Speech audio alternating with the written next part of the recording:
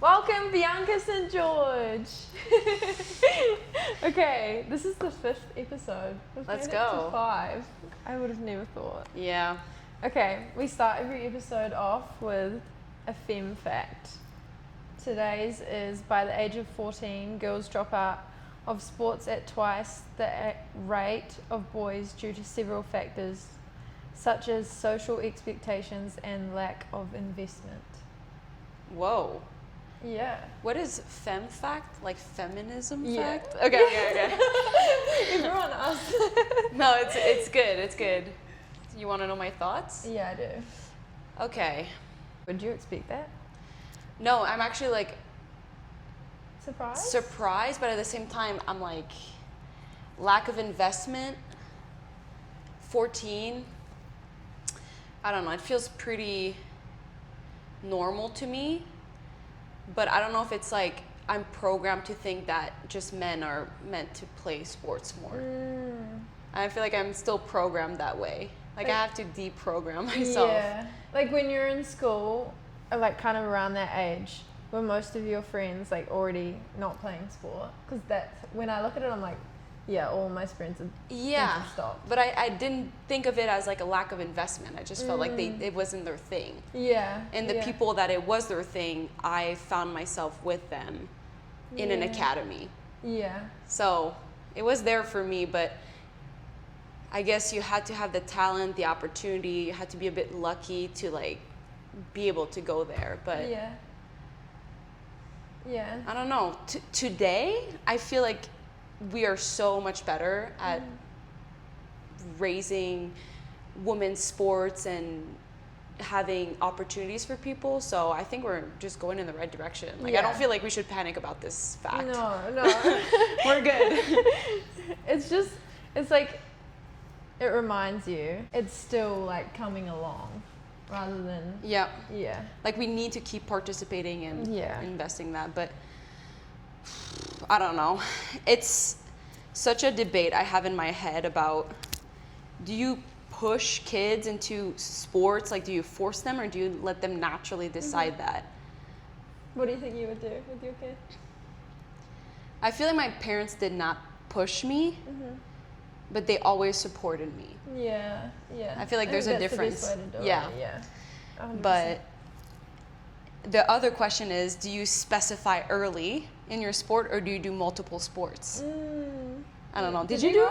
Yeah. I was like, it's always interesting to know what people have done. Yeah, no, I was mostly interested in soccer. Like, it was a soccer crazy family, but I did athletics and touch and cricket, so.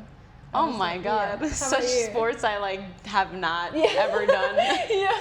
When Cricket? I say touch in America, everyone's like, what is that? What is it? Yeah, what is that? It's rugby, but instead of tackling, you touch. Okay, kind of like flag football. Yeah. In America. We didn't have that in Canada, but that's interesting. I feel like the reason why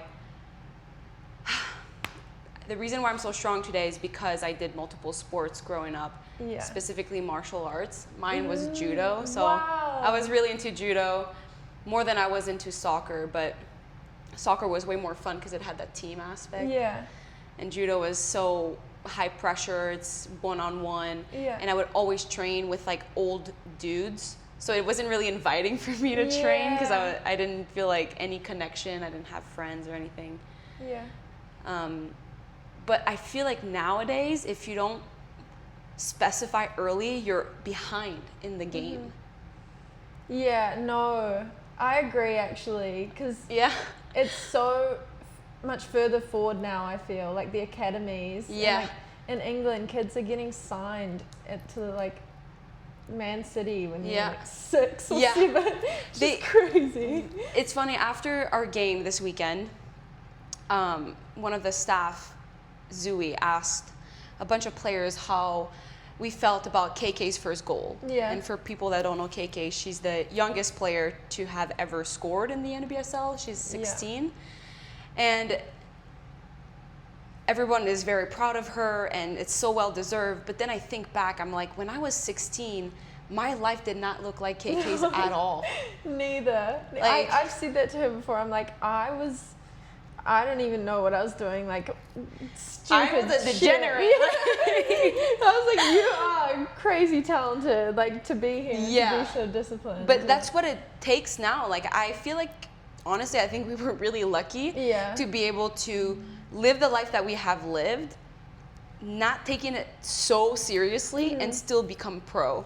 Yeah. I would hate to have to become a pro in today's day and age because it feels so serious. It feels like the pressure is so much higher. Yeah. And it's not like we didn't have pressure before, but it just feels like so different now how people, what they need to do to succeed. Yeah. Like the sacrifices she's already making. Yeah. Crazy. At 16. Yeah. Oh my God. Yeah. When did you know you wanted to take football seriously?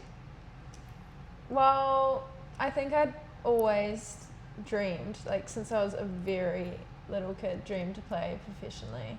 I just didn't really know what it looked like. And then when I was in my teenage years, I kind of gave up because I was like, it's not realistic kind of thing. Yeah. And then I had a coach who just like believed in me. So I was like, oh, maybe it is. That makes a huge difference. Yeah, yeah. A coach that believes in you. Yeah. You don't have that many of those nowadays. Because it's so competitive, and I think coaches are scared to believe in players because they're afraid. I think they're afraid of making mistakes and believing in the wrong people, but they don't understand that just believing in someone is the best way to actually help them reach their potential. Did you have a coach that believed in you or helped you? Yeah, but he tested me in ways I wouldn't have thought that it was because he believed in me. So it was kind of like tough love. Yeah. So I grew up, the way I was as a soccer player, and you won't be surprised me telling you this, is that I distinguished myself for my physicality. Yeah. I was always like faster, stronger, more powerful than my opponents, and that's how I was able to stand out. Yeah. But I wasn't technical at all. Like I was okay, but I was definitely not good. But one year I was at an academy, and that coach pulled me aside at the end of the year review, and I thought that he was going to tell me like that I was doing well, that I'm performing really good, and he told me, you're obviously strong, fast, powerful, and I was like, yeah. But he's like, keep it going. Yeah, that's how I felt. But then he really humbled me. He said, what are you going to do when you're going to meet a defender that's just as fast, strong, and powerful as you? What else do you have to offer? And I was like, I would be screwed. And I knew that I was also much faster and more athletic because I grew faster than people. Like I matured like physically much faster. I was the tallest one. Like that was just an advantage. Yeah. He told me like it won't last. So I was like, okay.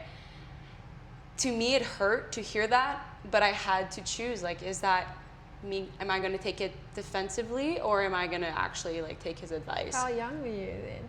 I was 14. The age. Wow. The special age. That's young to think that, because most 14-year-olds would be like, no. Well, it's in retrospect that I was, because I see how I behaved, so I can deduct that I was like, okay, I'm going to work on myself. But I had to actually kind of get worse before I got better. I had like a rough patch because I was trying to use my left foot for the first time. I was trying to pass the ball more instead of trying to like do everything myself, or I was really just trying to be more tactically savvy as well. So yes, that coach believed in me, but back in the day, I wouldn't have thought that he believed in me. I would have just thought that he was critical of me, but he did that because he believed in me. Yeah. You don't really see that when you're young. No. Wow, that's a cool story. Yeah. I still talk to him to this day through email. Yeah. It's so funny. When we reach out to each other, it's like through an email. I'm like, okay. Wait, yeah, that is so old-fashioned. But we do it. It's cool. Yeah. But my coach from college was also a coach that really believed in me, almost to a fault in a way, because I feel like I was almost put on a pedestal where when I became a pro, I had to realize like everyone now was the star on their college team. It's like you're it's a completely different environment. Yeah. everyone was the best in their city. Everyone was the best in their team at some point. Yeah. And now we're all on the same team. Yeah. So it's competitive. It's the most competitive environment we've been in now. Yeah. 2019 you got drafted. What do you think set you aside from the rest of the college players? Before getting drafted, or? Yeah. Like to get drafted. Yeah. Also, were you playing in America? Yeah. Okay. I was the only Canadian drafted as well, which was cool. Yeah, that's awesome. I was scared because I knew it was going to be hard. And funny enough, I was like, if I don't get drafted, I was going to go to med school. I was like, not sure if I wanted to play pro. But,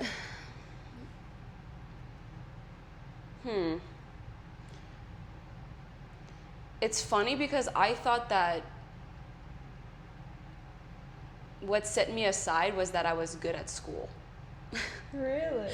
Because I got a lot of awards in college for being a good student athlete. Yeah. I had like the highest awards for being good enough in soccer but having great grades. Yeah.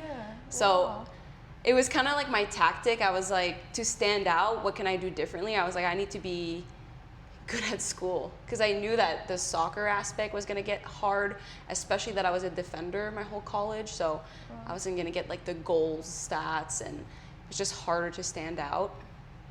But do you I don't think know. being disciplined in your school helped you to be disciplined in soccer? Yes. I think it was more the other way around though. Right. Because I was not disciplined in school growing up. Okay. At all. I was not disciplined. I just kind of did the bare minimum to have good enough grades to be above average. Yeah. But because I didn't realize you could play pro, I took school very seriously. It was my priority in college. So, and because I wanted to go to med school, I wanted to have really good grades. So I used my self-discipline from sport and applied that in school. It's like priority, sacrifice, all that stuff. Yeah. But I don't know. I don't know what their process is for drafting people. They find the best. They find the talent. Yeah. I don't know what it was, but I got drafted in Chicago, and they believed in me because they gave me a contract after one practice session. So I felt very lucky. And it's funny to say that because circumstances where I was living in a host family, Really? Minimum salary back in the day was $25,000. Yeah. Crazy. Yeah.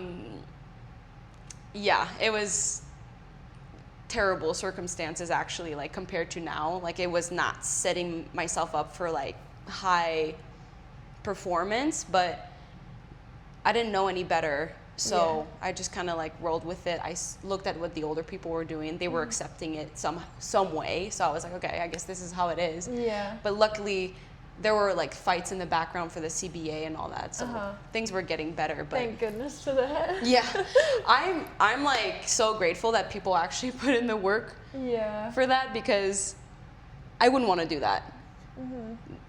I'm glad some people are working for players' rights, but it is a battle. Yeah. Like I'm very grateful that some people choose to put their time into that. I choose my own battles. Like I'm fighting for what I care about, other things I care about. But if you put your energy in all the things that you care about, you're not going to make as much progress as if you choose one thing. So I have my thing, which is like on my YouTube channel and everything. Yeah. But I'm grateful that people have their thing through the Players Association, because we have so much work to do and we need people to do that work. 100%. Getting drafted to Chicago, then you picked up an injury. Yeah. What was it like going through that, your first like professional injury? Like how did you deal with that? Good job on doing your research, to be honest. That's really good. I did have an injury. And it's crazy because my story is so similar to what a lot of people go through. Yeah. But I don't know if some people talk about it. Some do, but it gets kind of like forgotten because there's so much of content everywhere, so you don't remember these things. But athletes that go through injuries is the most humbling experience. Yeah, 100%. I mean, you've had it this year as well, Yeah. and I'm sure you've had your story, but when I talk about my story, people are like, so relatable. Mm-hmm. I had a really bad injury. I was out for 13 months, and I thought I would never come back. I thought I would not ever even play pro. Yeah.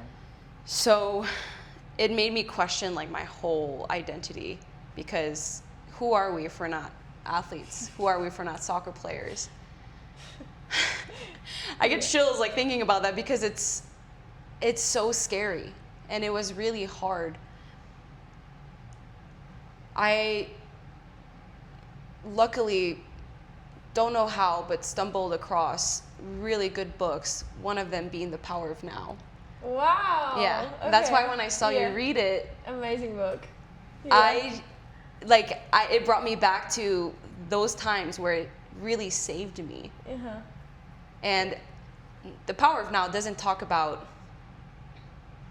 really how to, it's not like a practical how to find your identity kind of book, Yeah. but it makes you realize that your ego is not your identity. Yes. Like, you know what is not your identity, and Uh-huh. it's not your ego. Yeah. And It detaches all your outside experiences, performances, like from who you actually are. yeah, That book helped me so much. like who you are is just who you are. I don't know how else to put it. Yeah. It's just who you are. If you know, you know. Yeah, exactly. And that book, honestly, it says, I think in it, or maybe it's not written, but it's maybe the essence of the book. Mm-hmm. It will only work if you're ready for it. Yeah. It comes to you when you're ready. 100%. Some people could start reading it and they don't get it, but like at some point, if you're ready for it, you will understand it, and it will like change your whole perspective. Yeah. I tried to force it on one of my best friends. Yeah. And she throws it across the room. She's like, I don't know what he's talking about. That's exactly it. Like, it doesn't work if you're forcing it. Like, it has to come when you're almost desperate for it. Yeah. Yeah. What made you actually pick up that book? I was going through a tough time with injury, funny enough, and I went home and basically took some time off and just read the book. And it took me so long, so I would have to go back and like read it again and again and be like, what does he actually mean by this? But once you know, you know. And I feel like it was like taking a deep breath, like, oh, like life is so much bigger than this. It's so much bigger than sport. And it's one of those books where you have to trust that it's going to make sense. Like, you read it, it's confusing, it feels very spiritual, very metaphorical. Yeah. Like, oh, where is he going with that? But eventually it clicks. Yeah. And I think about my ego so often, like all the time, actually. Every time I go into victim mode, or I want to take things personally, or I want to make excuses, I realize it's my ego speaking that wants to defend itself because it attaches my self-worth to something external. Yeah. And then I'm like, wait a minute, that's not me. Like, if I'm a starter, if I play well, if this guy likes me, like, whatever the situation is, You can't attach yourself to it's that. not you. Yeah. Like, you can't attach your worth, who you are, what your impact is to how the external world is. Yeah. Like, this is so weird, this reality. Like, So weird. complex. There's so much you can't control. Like, Yeah. you just kind of have to let it go, but you can control your perspective. And I'm like, okay, I choose the good perspective. Yeah. I'm not going to attach to the bad things or the negative things. There's no point. I love that. And it's such a better place to be in your mind when you're self-aware like that, and you can look at a situation with a different perspective. Like, say I'm not starting, or I'm not getting picked. Like, what else can I take from this? And like that doesn't have to be now I'm less because I'm not a starter on the team. Like, we are so selfish when we think about it. Like having an ego basically means that you are self-centered. And when you start taking things personally, or you're like upset about life not treating you well, that's all ego central. What really helps me is looking at other people and thinking that we are the same person. So I look at teammates and I'm like, she's me and I'm her. Yeah. And right now, let's say she's starting, I'm starting.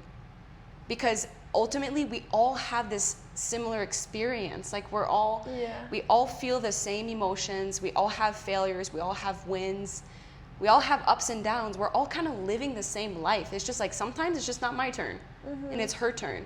Wow. And it's something to celebrate because at some point it's going to go downhill for her. No one's life is perfect. No one's life is always good. Yeah. At some point she's going to be struggling, and I don't want her to be alone in that. So I celebrate my wins, but also I celebrate my losses because I know that other people are going to be in the same place as me. Yeah. And we're all in this together.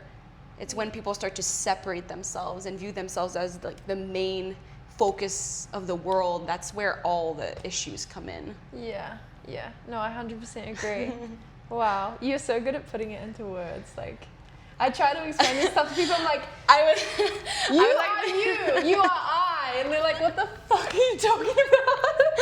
It's so funny because every time I go through this like spiritual experience and awakening, I'm doing this loosely because I don't want to sound like woo-woo. People get caught up and like, oh, she's being spiritual. But I just want to say, just in this like mindset, when I'm in this mindset, I always come back to the saying, all is one. All is one. We're all like this ecosystem that work together. No one's separate from each other. Everything we do impacts each other. So we're all just atoms. We really are. And the moment you start not realizing you're the center of the world and like we're all in this together, it just feels so much better. I'm like, why would I make me the most important thing in this world? It's not. So okay, what do you think keeps you so self-disciplined? I think it's knowing that I'm not. So I always have to put effort in being it. Okay, explain more on that. Okay. So every day I struggle with self-discipline. To some extent. Some days it's easier, sometimes it's harder. But you have to be humble and realize like you're never gonna be self-disciplined for good. You're never gonna hit a day where it's like, oh, I'm self-disciplined now, I don't have to work anymore. Self-discipline basically means putting the work all the time. It's choosing, delaying gratification. It's a choice that you always have to make every day. So sometimes people realize, like, once this happens, I'll be fixed and then I'll be cruising. But the moment you realize, like, you'll never hit a point, like, every day is a battle, like, it allows you to become more of that person because you're more grounded. The beauty's in the journey. All the time. Everyone's always focusing on, like, a pinpoint, like, the highlight, the destination. But I'm like, no, the destination is the journey. It's, like, how you behave every single day. And you're asking me, like, how I am so self-disciplined. And I do a lot of, like, my analogies. Okay, this is going to go, like, on a tangent. That's okay. I do a lot of my analogies based off of addicts, okay? Addicts and alcoholics. They are some of the realest people I know because they suffer a lot and they lose complete control over their life. And for you to recover from addiction, it's not about thinking like you're fixed forever, or it's not about once you do one thing, you're not an alcoholic anymore. You're going to be an addict for the rest of your life. And how to recover is daily battles. it's I'm not going to drink today. Don't have to think I'm not going to drink for the rest of my life. That's too hard to think about that. Yeah. But it's a daily battle. And some days are easier than others. Yeah. So I view self-discipline the same thing for me. Like, I might not be addicted to drugs and alcohol, but I'm addicted maybe to my negative thoughts. I'm addicted to food. Yeah. I'm addicted to my phone. We're all kind of addicts, and we have to choose to be self-disciplined every single day. It's not something that's gonna change overnight and then you don't have to ever work at it. Like, it's just the reality. So Yeah. it gets easier once you accept that. I love You're not that. fighting that. I Yeah. love that explanation. And I love it, like, how you said, what do you say about instant gratification? It's like putting... Delaying? Yeah, delaying that. And how I think of it sometimes, if I'm trying to, like, stay on track with something, I'm like, I'm putting money in the bank today. Like, like, every day I just have to put some money in the bank. And it's small wins yeah, too. Yeah. People think sometimes it has to be this huge change, but it's the little things that compound over time. Yeah.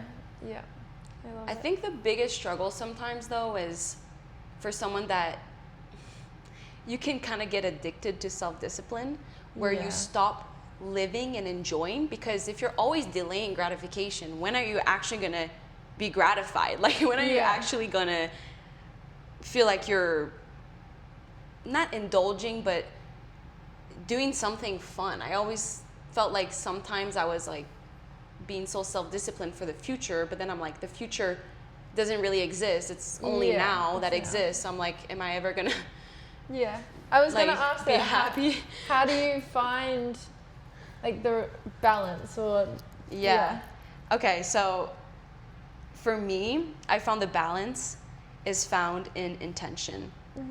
So if I intentionally tell myself, today I'm going to go to dinner with my friends, and we'll go dancing afterwards, and I make this choice because I'm intentional that it's for connection, it's for bonding, it's for being present. If your intention is there and you make a decision that supports your because it does support my longer goals. Like, okay, maybe usually I'm self-disciplined with my diet, for example, but now I want to enjoy a good meal with my friends. I want to go eat ice cream.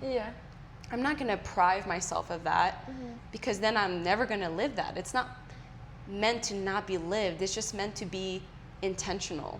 Or it's meant to... It's interesting. When I asked Brooke this question, she almost said the exact same thing. That's so cool. I mean, me and Brecken have had so many good conversations, so I'm not surprised that you said that. I mean, intentions to me is the power of a good life, because intentions builds self-awareness. And when you're self-aware, you're able to make the decisions that align with your values, with what you actually care about. Are you a big planner? Like, when you plan your days, like to the hour, or are you just kind of... Okay, you're saying you're intentional. No. Are you intentional in like planning as well? Okay, so I'm a huge planner for some things. It's not like I wake up and I have a schedule. A schedule like for the day, but I do have like routines. I have this thing in my journal. I do it every month, and I write my perfect day. And I plan my perfect day. This. Yes, keep going, sorry. From A to Z, I write my perfect day. So from the day I would wake up, if I had a perfect day, what time would I wake up at? What would I do? I plan every hour by hour. But when the day goes on, no day is the same, and we're always kind of out of routine for some things.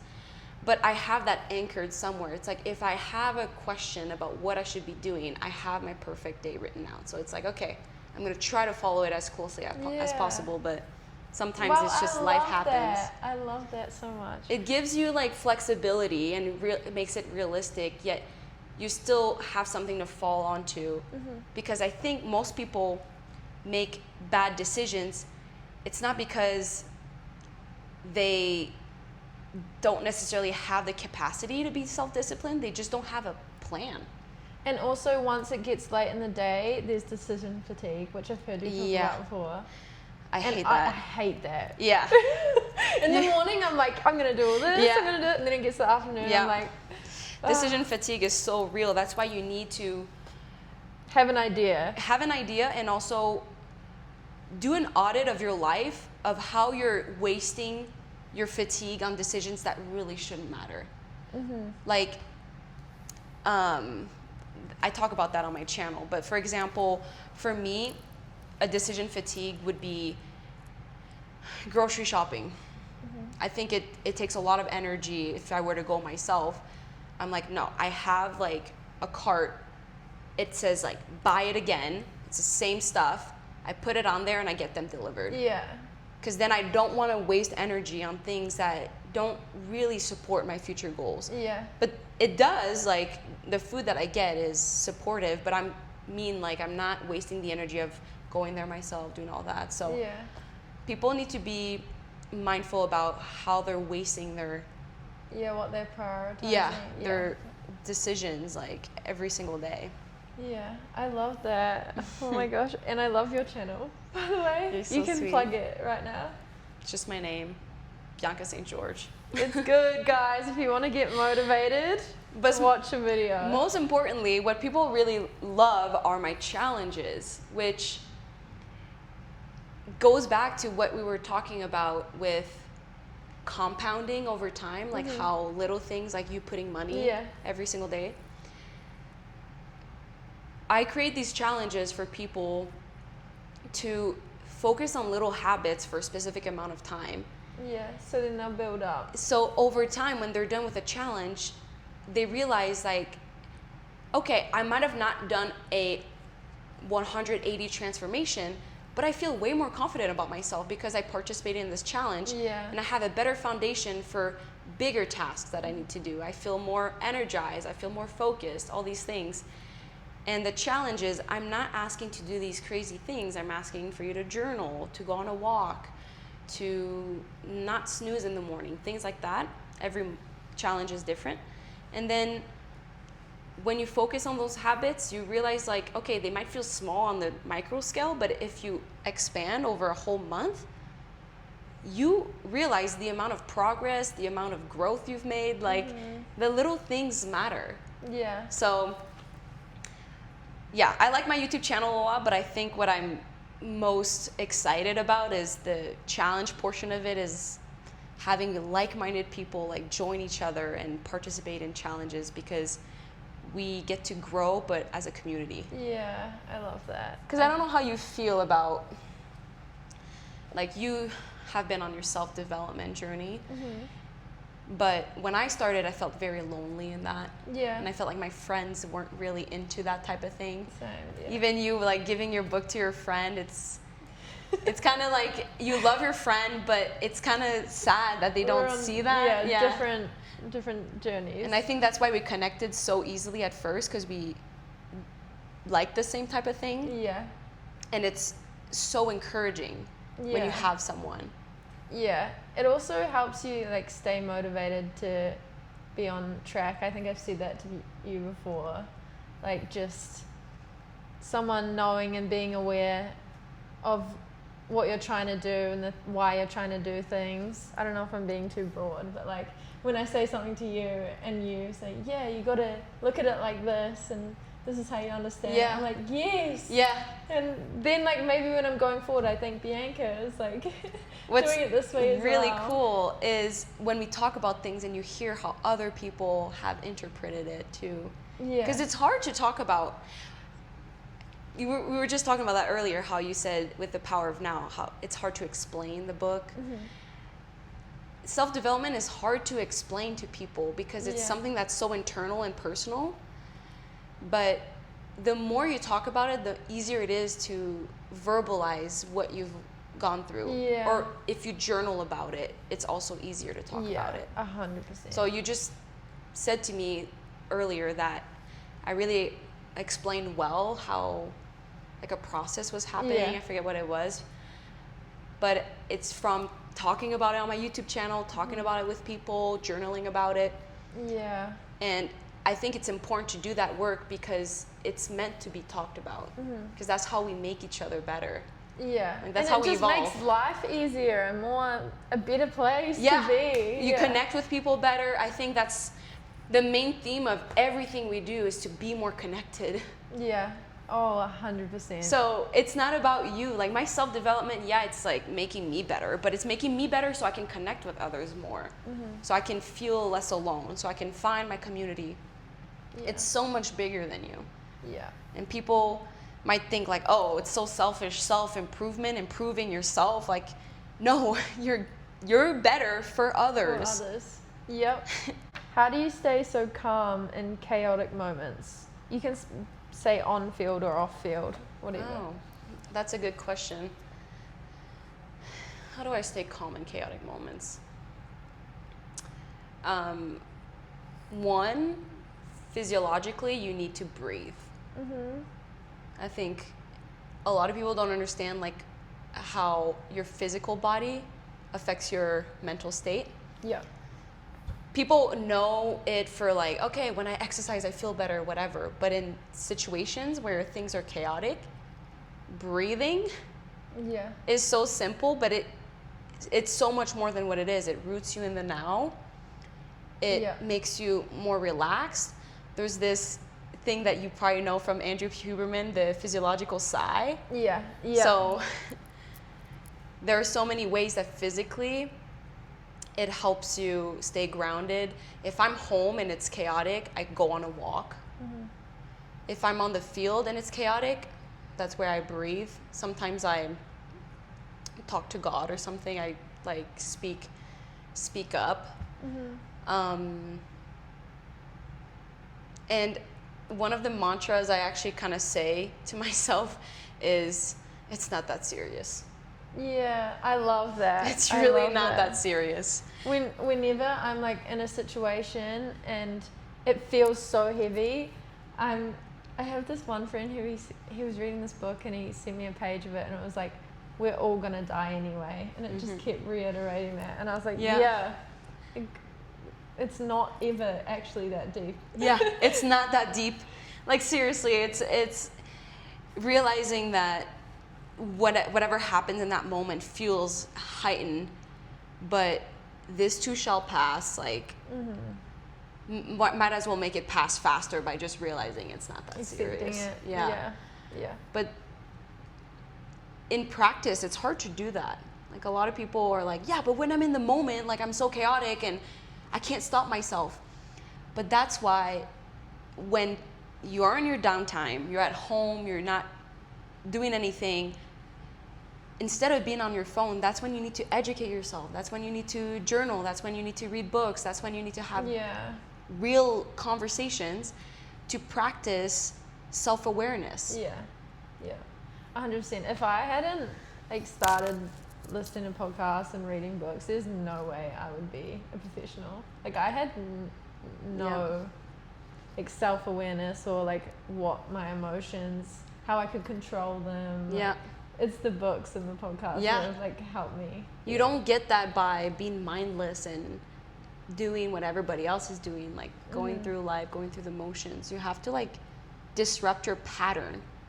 Just like how a chaotic moment, you have to disrupt the chaotic moment by being present and realizing it's not that serious.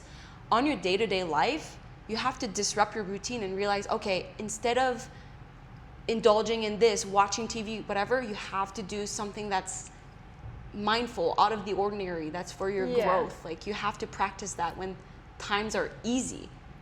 Because then how do you expect to do it when times are hard if you don't do it when times are easy? And then once you like get the right balance of that, it's actually the best life to live, because then you don't feel like you're a bum. Like, you can get educated, then have fun, and then when you're having the fun, realize you can live right in the moment. Then you're not escaping. I think a lot of people could do what, let's say, I do or what you do, like have fun, but the aura behind it is so different, because some people will do it to escape the reality, to forget how disappointed they are about their life or whatever. Like, I feel like I'm self-disciplined so that I can enjoy my life. Yeah. Like, so when it's fun, I can actually have fun. Yeah, you can be free. And also, like, I don't want to make it sound like self-discipline is not fun, but it's just different. I think it's alignment. It doesn't necessarily mean it's fun, but it still feels good to be self-disciplined. It doesn't have to feel bad. It's maybe not like you're cracked up and you're like totally enjoying yourself, but it's not a bad feeling either. Okay, on this, I feel like it got to a point in my life where I was reading all of this and listening to all these podcasts, and I had a lot of information, and instead of focusing on one, I would kind of juggle, like try and do everything, and I ended up self-sabotaging, and then I'd just like freeze and procrastinate on. Have you ever struggled with self-sabotage or? Oh my God. All the time. That's self-sabotage is the reason why everybody fails in life, basically.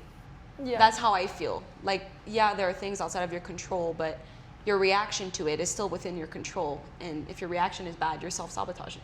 Yeah. It's true. Analysis paralysis is something I struggle with. It's what you were just explaining. Like, that's a great way to say it. I'm gonna use that. Yeah, I talk a lot about that on my channel, because that's one of the main ways I self-sabotage. Is I have so much information overload that I'm almost like, it feels good because I feel really inspired, but I'm almost too inspired where I'm frozen and I don't know where to start. Yeah. And anyone that's in content creation feels that way probably, because there are so many ways we can be creative with content. So many platforms, so many styles. And you feel like you have an idea here, an idea there, like this would be cool, that would be cool. And then you end up doing nothing because you have too many options. Yeah. But I feel like the solution to this is you have to just pick one thing and commit to that. Yeah. And like reduce the noise. Yeah. You have to, what is that Chris William quote? He's like, you have, I don't know if it was Chris. What? He said you have to act your way into thinking, not think your way into acting. Yes. Yeah. Or something. Yeah, like no, that. that's true. You have to act the way that will make you change your thoughts instead of being like, oh, I want to change my thoughts and then I'll act differently, which you can do the other one. But I think it's way quicker if you just act the way that you want to be, and then your thoughts will follow. Yeah. Because you'll have like physical proof that you're changing, so then your thoughts will start to change. Yeah. But I do like the other way as well. Like, it's not like the other way is impossible. Yeah. I've found it 100% easier, just like doing it. Yeah. You're so good at like putting what I'm thinking into good language. Like, I don't know. No, I'm glad that, well, I know what you're talking about, because we consume the same kind of content. Yeah. But I just feel like maybe it's because I've been doing it longer. Like, just trust that it will become easier. Yeah, I think every time I'm reading Awareness right now, and it's similar to Power Now, and I think just like things getting reiterated, and I'm like, it's easier for me to speak on it when I hear it over and over again, and like totally. Yeah. I heard this quote recently. It's not really a quote, it's just like a saying, but people need to be reminded, not taught. Yeah. So oftentimes, that's a good one. Yeah, oftentimes people hear something once and it's like, whoa, that makes so much sense, and then they forget about it. Kind of like books we read, they make so much sense and then we forget. We need to be reminded constantly about it. That's what self-discipline is. It's kind of like reminding yourself that you are self-disciplined. Yeah. You have to keep doing it. Yeah. So that's why I think I'm able to perhaps verbalize better than what I used to be able to is because I remind myself all the times of the things that I learn through the YouTube channel and through journaling. That's what I do the most. Like, I'm always doing that. Yeah. So eventually it gets better, but yeah. What was effort. your reason for starting that YouTube channel? I'm a be real. It's greed at first. Okay, so at first it was a very selfish start because I was making no money as a pro athlete, making $25,000 a year. I don't think that's greed. I think that's trying to find a way. It was, but it wasn't sustainable. Like, it didn't feel good to start a YouTube channel from greed. Yeah. Because I wanted to basically build my personal brand, build my skills, build my following, so I can just set myself up for like better opportunities when I would retire. Yeah. But then when I had that injury, I was like, oh my God, I might retire earlier than I thought, and I'm screwed, and I need an outlet, whatever. But now, when I do my channel, it's so much bigger than me. And that's what allows me to keep showing up, because I don't make it about me. I don't attach to an outcome. I don't have specific goals that I think about with my channel.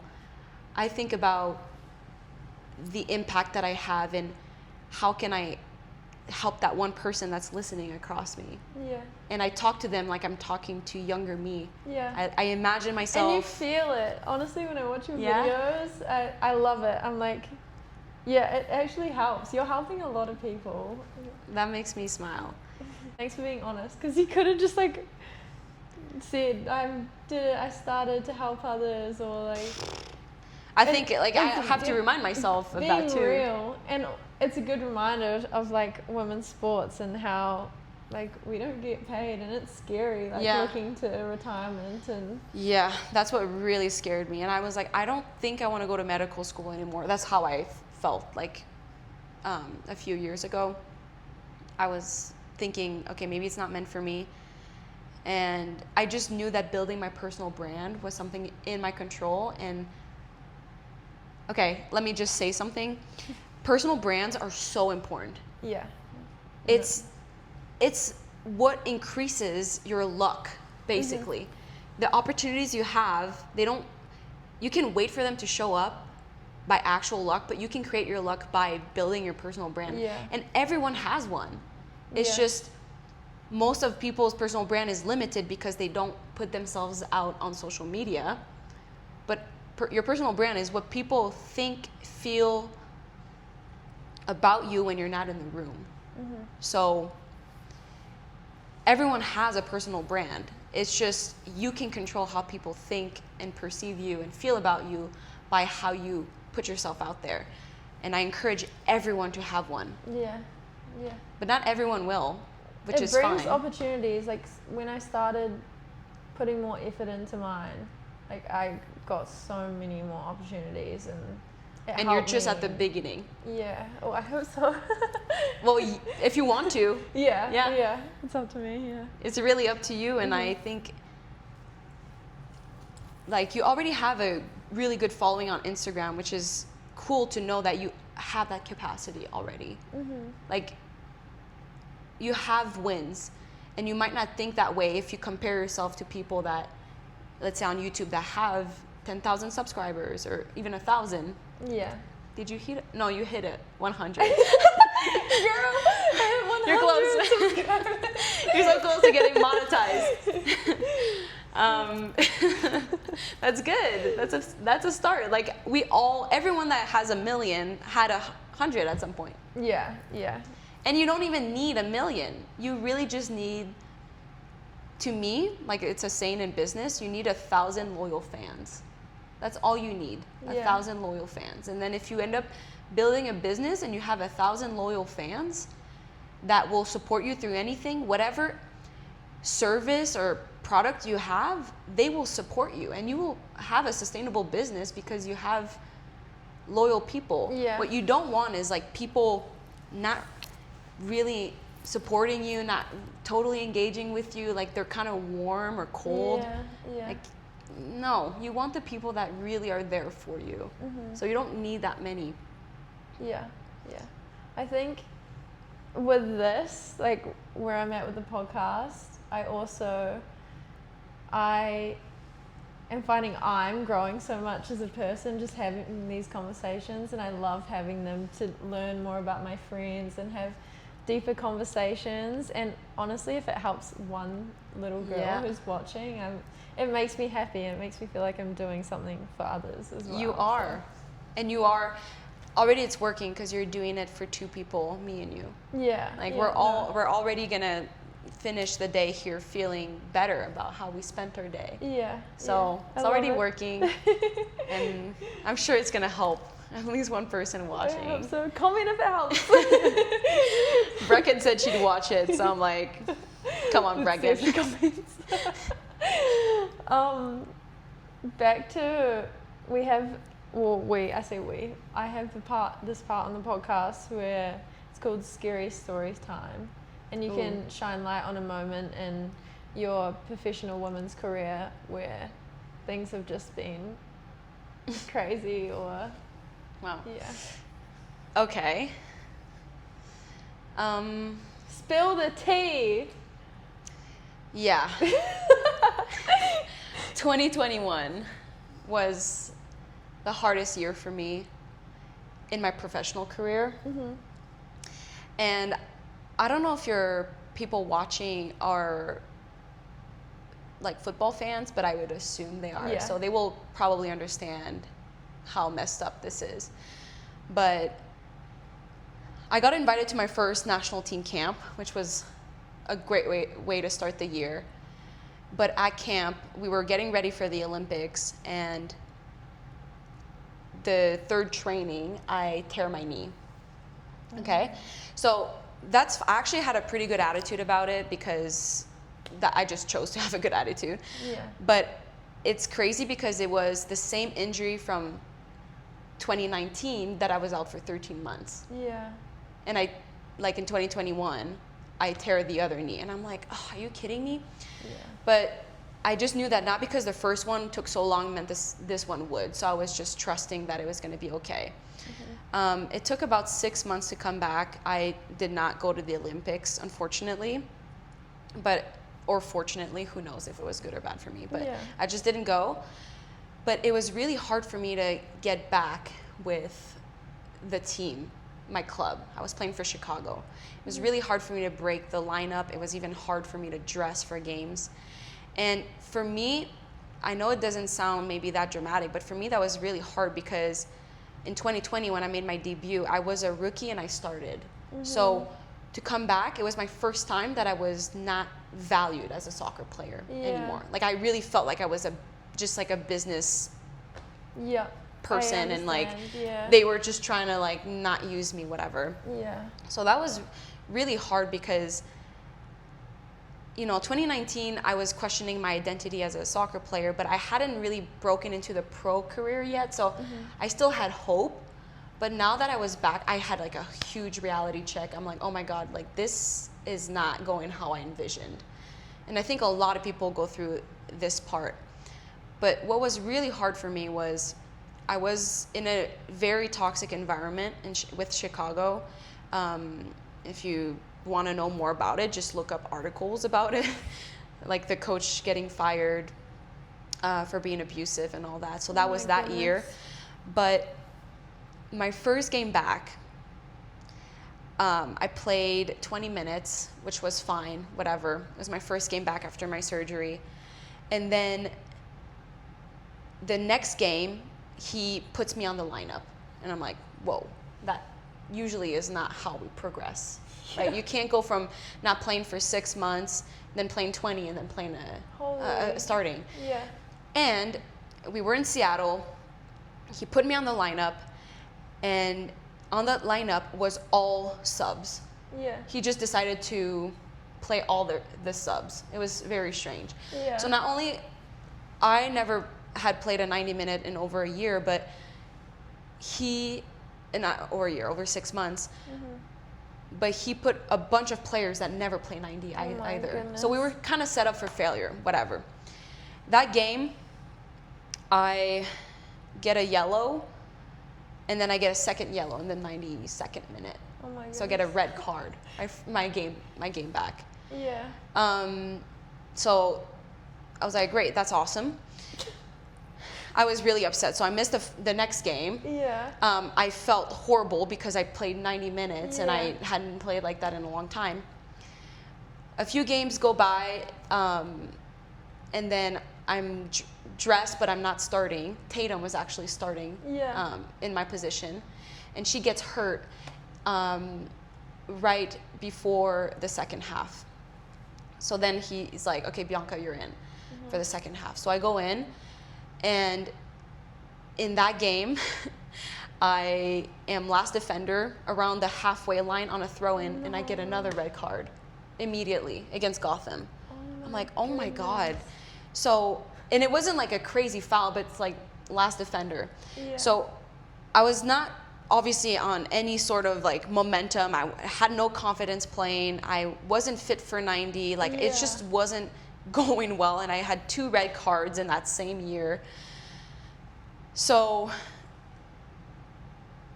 safe to say I didn't keep playing the rest of the year because it wasn't working for me. Turns out that we're making it to the championship, and we're in the final against Washington. We're down 1 goal, I believe, and we're chasing the game, but he used to play the same players all the time, all year long, and not make a lot of subs, and those players by the end of the year were all injured because they just weren't managed properly. So at some point in the final, someone gets injured, and he looks at the bench, and he's like, oh like my goodness. looking at like all the options there, and I look at me and all the other girls around me, and we're all players that don't play. Yeah. And he's like Bianca, like really disappointed, but like I guess Bianca like defeated. So I'm like, oh, I feel great going into the game. So I start warming up, whatever. I go in as a left diamond. Like we never played a diamond, but in that game, because we were chasing, he put me there. Never played on the left side, never played midfielder in my whole life. So he puts me there. Towards the end of the game, we go in overtime, we start playing, and after a few minutes, he subs me off. He subbed me off. Have you ever heard of that happen to anyone? Oh my goodness. He subbed me off for another player on the bench. And it's not like I was doing anything bad. Like, it was a chaotic game. Everyone were chasing the game. Yeah. Like, it's not going to be pretty. Yeah. And you can't, like, base my performance, even if it's average, you can't think like it's worthless just because for 15 minutes you're not liking what you see, and I'm not changing the game, whatever. So I get subbed off. I'm upset, but I'm like confused. I'm trying to keep it professional. Yeah. And I remember voicing that to the assistant coach, and he couldn't really see that it was a bad thing. Oh, It wasn't until we had like the end of the year meeting that I told him, do you see how degrading it is as a soccer player that never happens where you get subbed in and subbed out? Like, it was, to me, very disrespectful, very unprofessional. It was unfair. Yeah. So that whole year was really rough for me. And I also, like, that was the year where I started antidepressants as well. And when you start some sort of medicine, it's huge, like the impacts it has on your body, like when you start it and getting used to it and all that. So that also added a layer to that, and it just wasn't really good. Wow. So that was like, I know this was a really long story, but it's to put context. Like if I say, oh yeah, I had like red cards and it's like, okay, no, but really, like, I hope people were able to put themselves in my shoes and see how, just as a human being, it just was hard because I just lost all worth. Yeah. I felt extremely worthless. Yeah. I felt like I had no value. I wasn't that is a welcomed. Crazy story. And props to you for coming back and being the player you are now, playing with the Canadian national team. Like, that's even like the red card thing. Players would lose all confidence after that. It was and not come back. rough. But all of that is crazy. I think what helped was the coach leaving, the culture change, and all that. Yeah. And then like my career started going uphill after that. The next season I came in extremely locked in, and it was really helpful, but it was very lonely because I had this lone wolf mentality. Like I wasn't messing with anyone. I was like so focused. Before training, I wouldn't talk to anyone. I just had my music and I would just visualize every day, and I came in like hardcore. And even like that preseason, there's two teams because it's preseason. We have so many players. Yeah. There's the team from the prior year that are all contracted, and then there's all the rookies. Yeah. Plus one, and it's me. Oh. I'm like, how do you not think that that's not gonna affect me? Yeah. Oh I'm like, the whole team is on one team, and you're putting me with the rookies? Yeah. And I was really like hurt by that because I'm like, what message are you sending me? But what I did was I created a group chat with all the rookies, and I sent a huge text, like a pump up text. I'm like, this is your time to fucking show up, to show what you're good at. Don't care about what they're saying, just show what you're best at. I like literally wrote a huge text to all these rookies, and it was really welcomed. And the next day, I just went balls to the wall with it. I went all in. I was front-footed, all that stuff, and our team ended up winning 1-0 against the. I love and that. we were rookies. Like that just doesn't happen. And that changed the perspective of the coach too, because he could feel like I was like bringing it. I took it as a test, and he even called me. That was another coach. He even called me the following day and kind of told me, he didn't apologize, but he told me that I handled it really well and that he was happy about it. But I'm like, I just know that most people like would have broken them, and I'm like, you can't do that to people. Yeah. So wow. It's funny because when I remember at some point you were going through like something hard, and I just wanted you to feel like I get it. Yeah. And it doesn't look like sometimes people, like, for example, I was starting all the time. Maybe it looks like it was always easy. Yeah. But it really wasn't. Yeah. And I notice it's happening to everyone. It's happening to everyone. And you just, on the surface level, you can't see it. But everyone is going through their own battles. Even the people that are starting, even the captains, everyone's feeling on edge. They're insecure about some things. They don't have it easy. Like, even though it looks easy from the outside, everyone, it's so relative. Everyone has their own stuff happening. Yeah.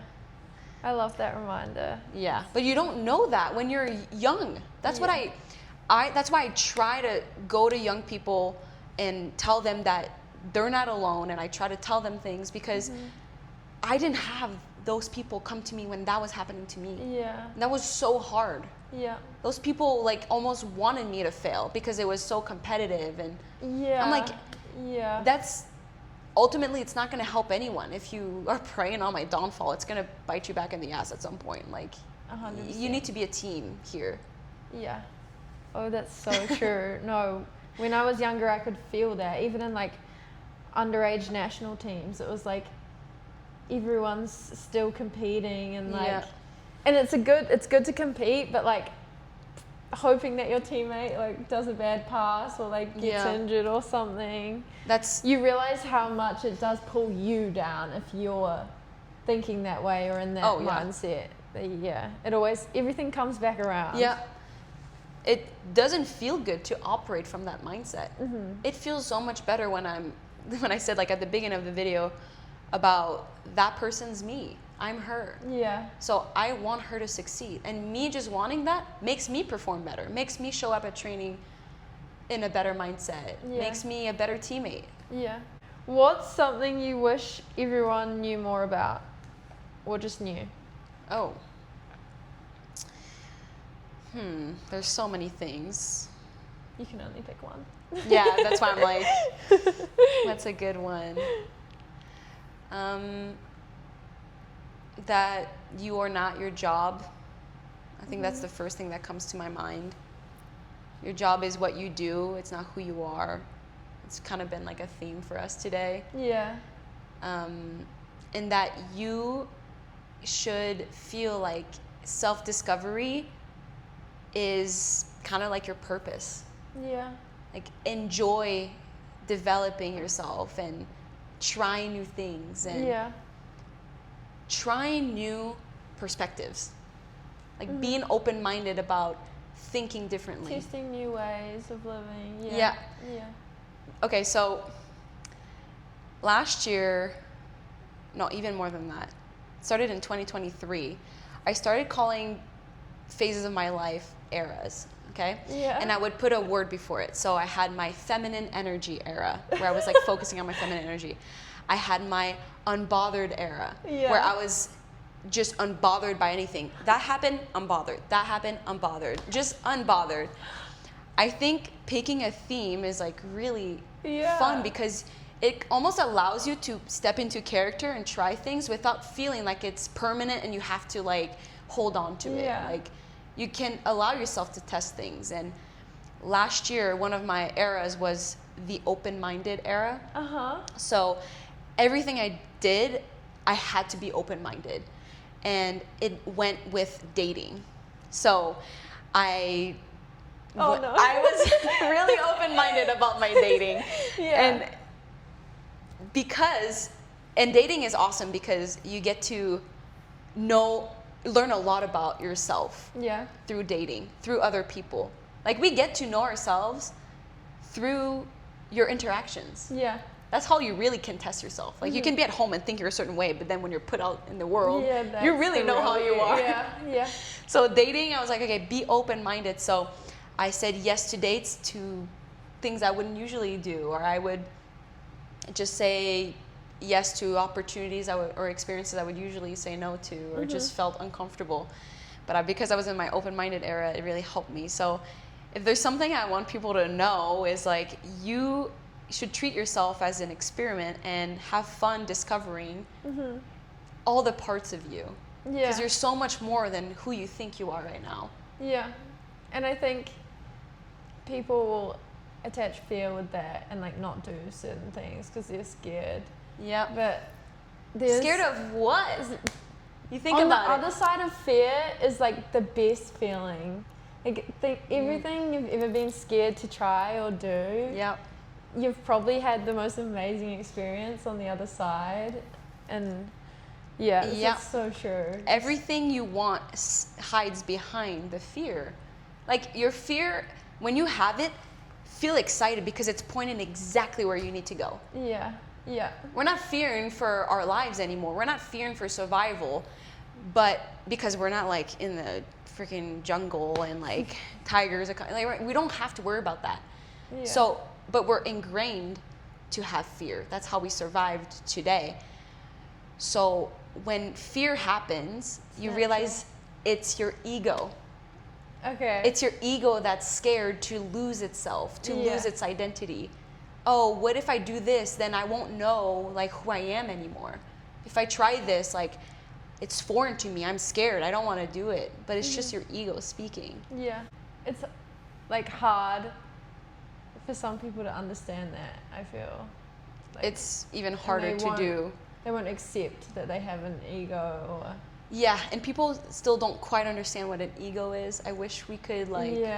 teach it in school, imagine. I had a dream at some point. I was like, I need to revolutionize the education system. Like a few years ago, I was like, all right, I'm going to start my own school. Like I was very ambitious. I love that. Because I'm like, it's not working right now. Yeah, no, true. I feel like there should be something in the education system about like even your thoughts, and that your thoughts aren't you. Yeah. And the more you have, say, a negative thought and you cling on to it and you're like, why am I thinking that? Or the more it will like tear you down and you'll be so upset. Yep. Whereas if we can realize that thoughts can come into our head and we can sit with them and like accept it and be like, okay, and then not do, like, you don't have to react on it or feel a certain way, attach yourself to it. It's so much easier to live that way.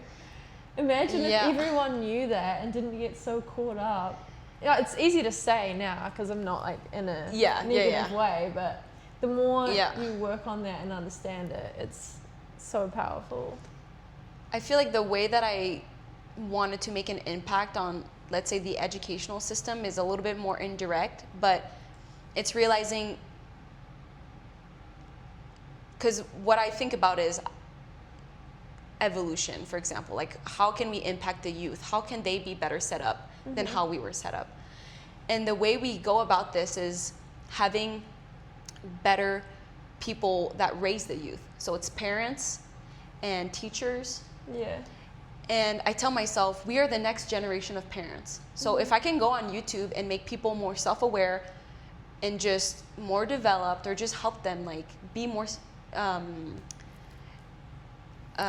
like just wiser, they're gonna impact their kids and they're gonna be better set up for everything else. And teachers spend more time with children or adolescents than their own parents. And it's funny, I have a few teachers on my private community. My mom is a teacher, and I see how she teaches her students, and it's admirable because she helps them grow beyond like what's in learning for the classroom. It's the topics she chooses. It's, you know, on her door having a note that says, what are you grateful for today? Like things like that. I'm like, that's important. It starts from the educators, and maybe I'm not gonna start a new school, but I can help people become just better versions of themselves, and that way we can help the youth. So I love that. I have so much work to do. It's hard. This whole journey is like, it never ends. That's what's crazy. Like it's a lifelong journey. It's a beautiful one though. Yeah, I wouldn't want it to be different. So remember earlier when I came in here and you were asking me what I did last night, and I told you about like this documentary I watched. And the documentary was about heroin addict, okay? Like I told you, I'm very like fascinated by people like that. And it was awesome to listen to because I was able to listen to his story from A to Z, how he grew up and how he became an addict and now how he's recovered.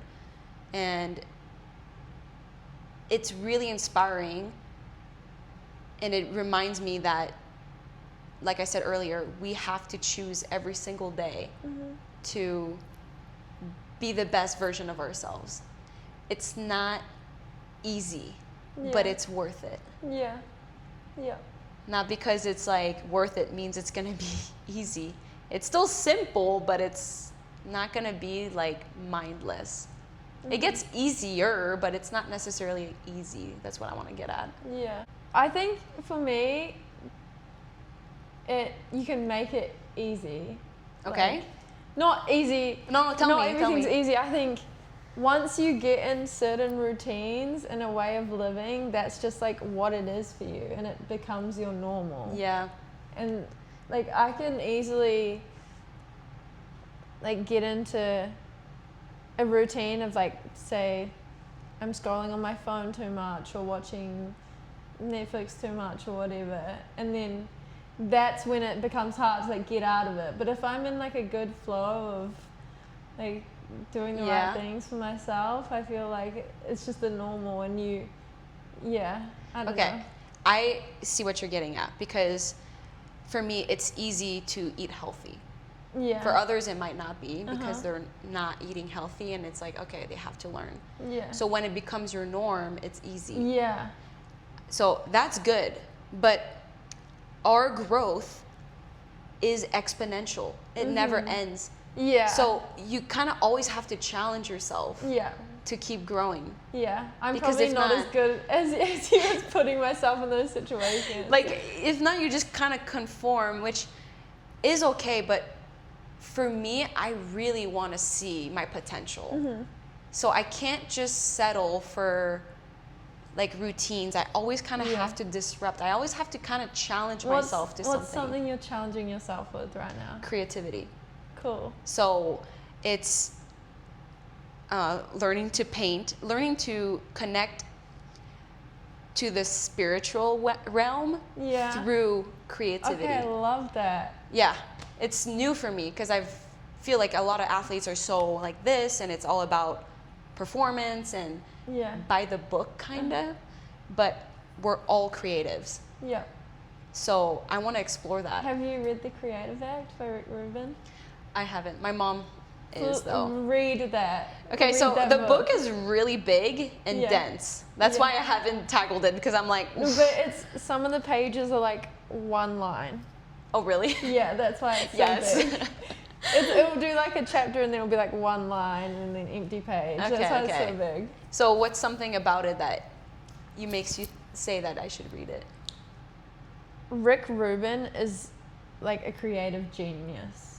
See. He just like explains, like, it's not necessarily with his creativity all hard work, and like it's just the way of looking at something almost. He like will continuously say like, see the beauty in the obvious, or like, Oh wow. it's really, it just like made me happy reading it. I don't know. Do you know what your values are? Just in life in general? Yeah. Like what values you live by? I think kindness is like number one for me. And like Okay, I like that a lot. when I meet someone or like someone's reacting in a way, I'm like, why? I'm like always trying to put myself in their shoes. Yeah. Like, why? That's number one for me. And I have to say, you really give that vibe.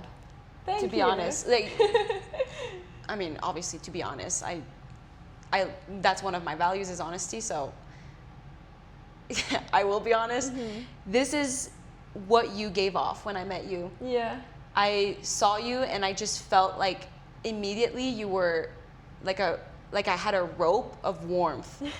Like it felt. That's so kind. It felt like you were inviting. It felt like you were looking to connect. It was non-judgmental.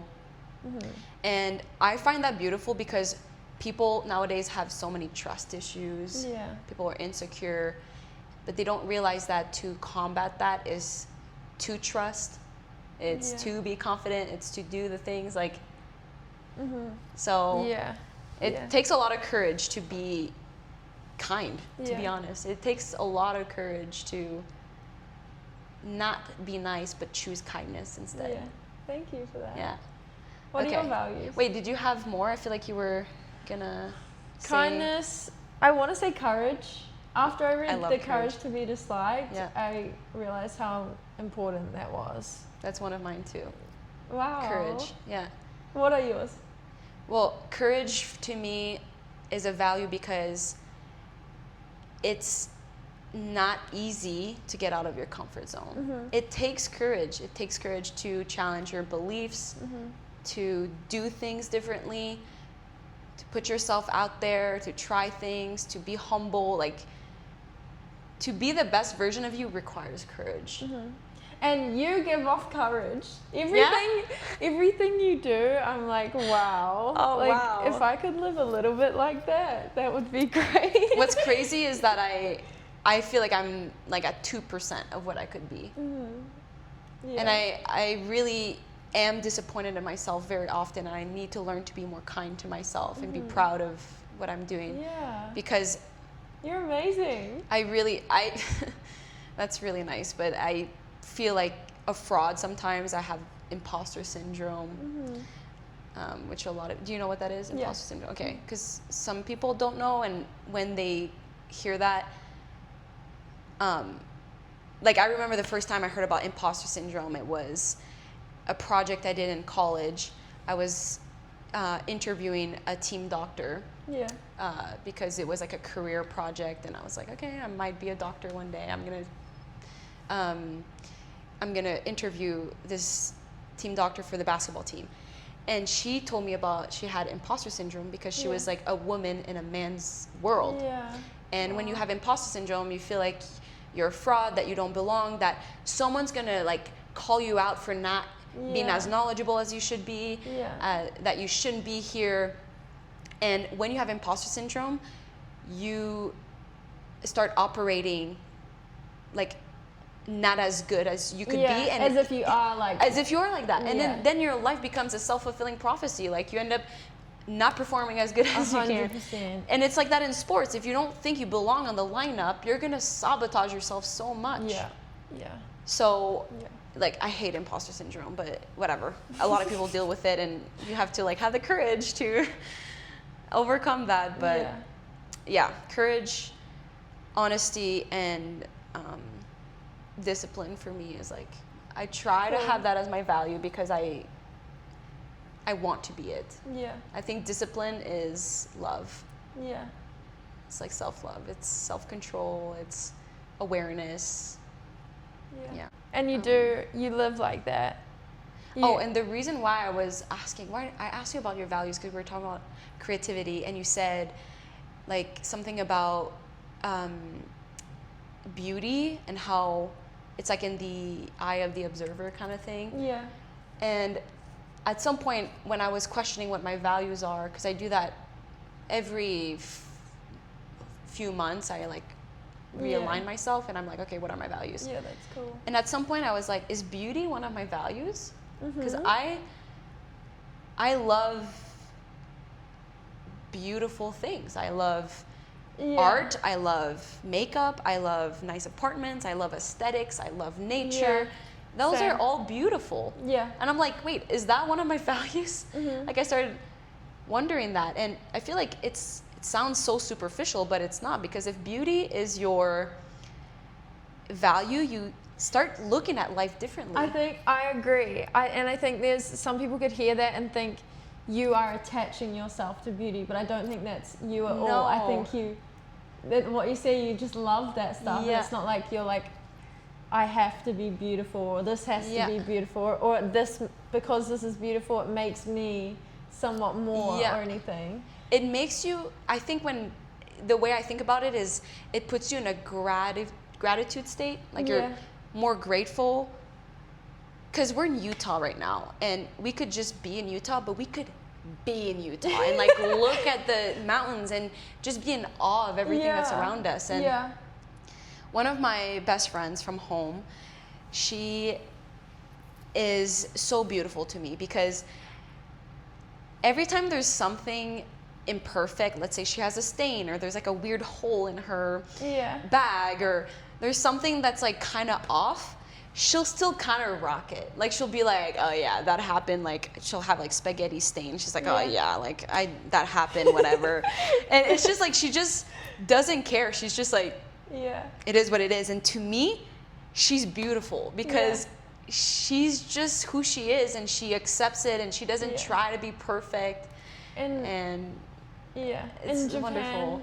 They call that wabi-sabi. It's wabi-sabi. The beauty and imperfection. Have you heard that? Yeah, I love Japanese philosophy. Yeah, it's amazing. And just the culture there. Like, you meet a Japanese person and you're like, wow, they're so kind. And like, just bright and nice.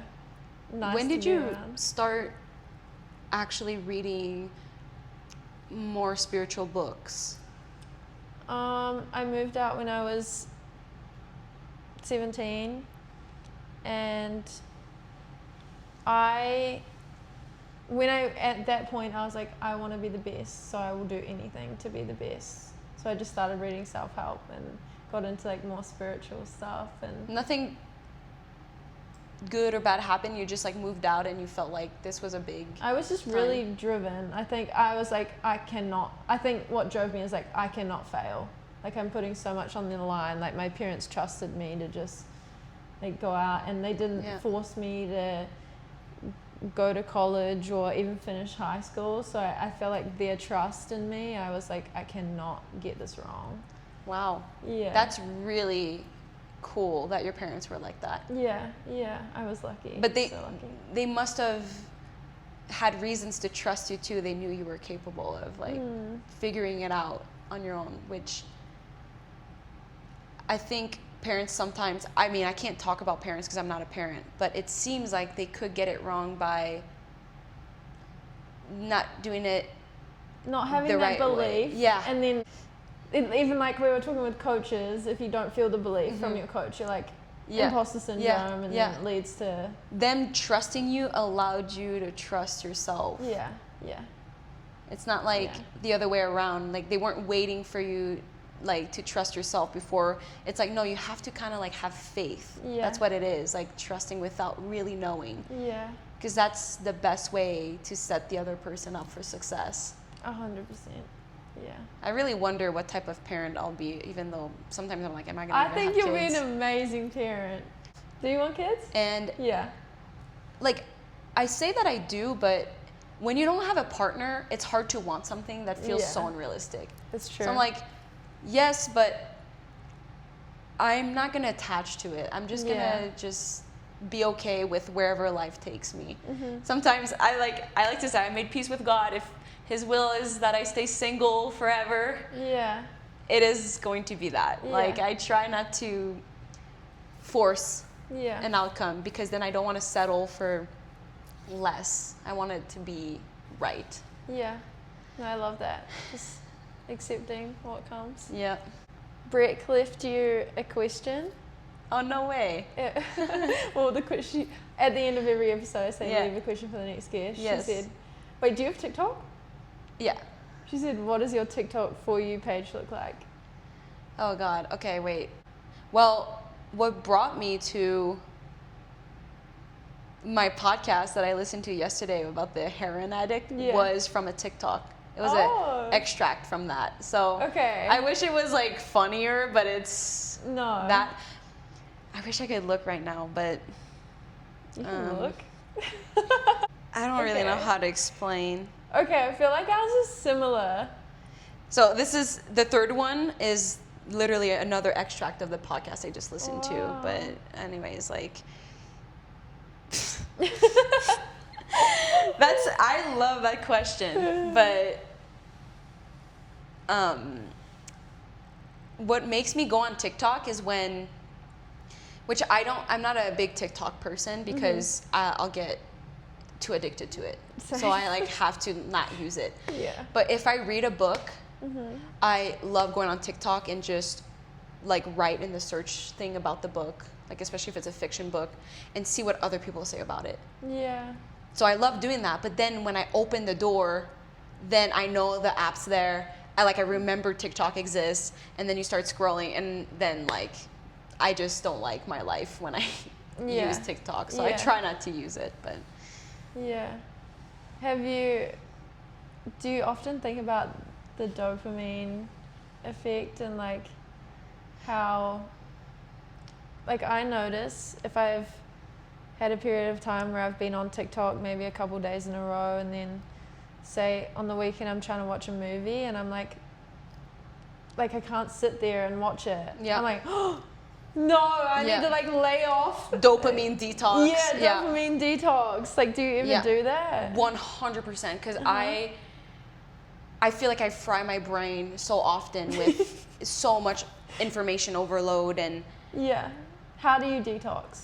I have to be extreme and like put my phone, like I lock my phone away. I put rules. I tell myself I'm not allowed to do certain things. Like I have to put rules. Like a kid. I'm not allowed, because if not, the phone's you'll get a ding, and then you'll I hate it. I really hate it. We're all victim to that. 100%, So I tell myself, I don't want my life to be average. Like, the average life is an okay life, but it doesn't align with my desire to reach my potential. So what does the average person do? They're on their phone. And I'm like, I just know that that's something I can't do. And it's not like I'm perfect at that. It's not that at all, but it is a conscious battle that I like have to remind myself all the time. Yeah. I hate that feeling. But often, like, especially recently, I was thinking about that. When I self-sabotage, which is scrolling on my phone or snacking for me, it's because I'm uncomfortable with boredom or silence. Yeah. Oh, But I have to remind myself that silence reveals what noise hides. So it's like to keep you unconscious, you'll do these little things. Yeah. Whereas if you sit and like really be conscious, it's like, that's what I do, that it will be going on my phone and like scrolling TikTok if I'm like uncomfortable with something and I don't want to actually think about it and be conscious about it. I will just like take myself out of my head. It's what you said before, like avoiding. For example, when you go to the bathroom, don't take your phone with you. Like, why do we feel like I'm about to go to the bathroom, I grab my phone, I'm like, what world do we live in? Can we just sit there and pee and then that's done? Like, can we just be normal? Why do we have to have our phone with us all the time? Like, it's so crazy. So yeah, that's something I really am mindful that if I'm not careful, I'm always going to try to distract myself with some sort of dopamine. And when I don't indulge in that and I just sit and I try to like let myself reveal to me what I actually need in that moment, it's like, what am I actually avoiding? It's like meditation. That's what I have to do. Makes you aware. I just posted a video. My last video was what you avoid ends up controlling you. So if you avoid stillness by always being distracted, your distractions are controlling you. If you're one of them is like, if you avoid forgiveness, let's say you don't want to forgive someone that did you dirty, if you I don't know why you're nodding. if you don't want to, I completely agree though. If you don't want to face that, it's going to control you. That person's going to have an effect on you. 100%. It's like the thing I said before, like holding on to something so tightly, like I'm so mad at this person, or why would she do that? If I just like let go and you don't let it control you and forgive, then it has no weight on you anymore. So I urge people to think about what are things that you're avoiding. Some people avoid vulnerability. And if you avoid being vulnerable, you rob yourself from feeling connection. And we all need connection. That's the most so important. it's like, what are you avoiding? Because that thing that you're avoiding, you think that you're like getting rid of it, but no, it's literally controlling you. It's robbing you from actual peace. And people want peace, but they're not realizing that they're the ones robbing themselves from it, from not facing what they need to face. It's so true. We can get so deep, and I love it. I can't usually have these conversations with many people, so it's nice. I love it. It's funny because remember the other day I asked you if you think I'm an introvert or an extrovert, and you're like, and you said extrovert at first to me from what you thought. But the thing with that makes me think I'm an introvert is because I would a million times take one-on-one conversations over a big group setting. Like, of course I can thrive in group settings, maybe, like, okay, I can figure it out, but this is what makes me feel most comfortable and alive. Because that feels really like who I am. Same.